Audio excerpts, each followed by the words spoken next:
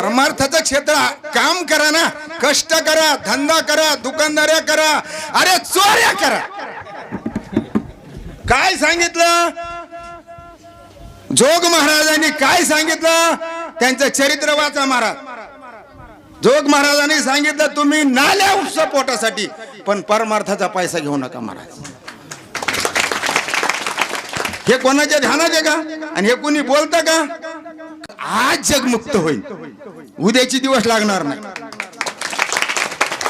आणि असं जर आपण मला सांगा, कोणत्या जे नास्तिक ठरवलेले आहेत, आपण वैदिक धर्माने ज्यांना नास्तिक ठरवलं, जैन आहे, बौद्ध आहे, मग मुस्लिम असतील, ख्रिश्चन असतील, मला सांगा शीख असतील, कोणत्या धर्मात पाकिट भरावं लागते 3-3 लाख रुपयाचे?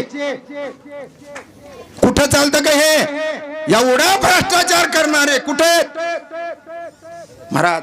म्हणूनच माऊलीची ओवी सरकरे बाजून दर्शक पै तोंड भरो का विचारा आणि अंतकरणी विषयाचा थारा, तरी नातुडे धनुर्धरा त्रिशुद्धी मी. सांगितलं नाही, सुरुवात इथूनच झाली होती. झाली मला सांगून द्या ना आता. तुम्ही सांगितलं, पण तुम्ही कुठं? निष्काम कर्म जोपर्यंत आपण करणार नाहीत तोपर्यंत आपलं चित्त शुद्ध होणार नाही महाराज. आणि चित्त शुद्ध झाल्याशिवाय भगवान कृपा करणार नाही. किती सांगा, नाथ महाराज म्हणतात भक्त आणि करी धनार्जन, हेच भक्तीशी मुख्य विघ्न. आणि धनलोभे अभक्त पूर्ण, सत्य जाण उद्धवा. काढून टाका.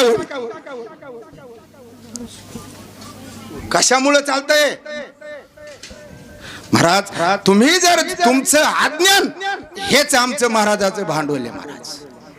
तुम्ही जोपर्यंत ग्रंथ वाचणार नाही, जोपर्यंत ग्रंथ समजून घेणार नाही, तोपर्यंत हा असाच लाथाळा चालणार. म्हणून सावध व्हा.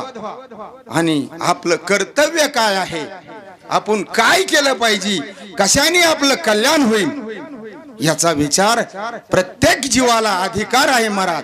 जो मानव देहाला आलेला आहे तो नक्कीच आपल्या स्वरूपाची प्राप्ती करू शकतो. ते तुम्ही नेहमीच सांगता ते सांगा की अर्थनियोजनासाठी एक स्वतंत्र आपलं क्षेत्र पाहिजे आणि हे क्षेत्र असं सांगा. हे सांगा. हा ना, हे परमार्थाचं क्षेत्र काम करा ना, कष्ट करा, धंदा करा, दुकानदाऱ्या करा, अरे चोऱ्या करा. काय सांगितलं जोग महाराजांनी? काय सांगितलं? त्यांचं चरित्र वाचा महाराज. जोग महाराजांनी सांगितलं तुम्ही नाल्या उपसा पोटासाठी, पण परमार्थाचा